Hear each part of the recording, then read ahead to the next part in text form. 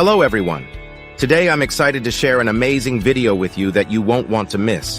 Have you ever found yourself stuck with a phone that's locked to a carrier you don't want to use? If so, don't worry because in this video, I'll show you how to unlock your phone from any carrier using a completely free method. The first step is to insert an unsupported SIM card into your phone. This simply means using a SIM card from a carrier that is different from your original one. Once you power up your phone, you'll receive a message asking for an unlock code. All you have to do is enter the unlock code, and boom! Your phone is now fully unlocked and ready to be used with any carrier you choose.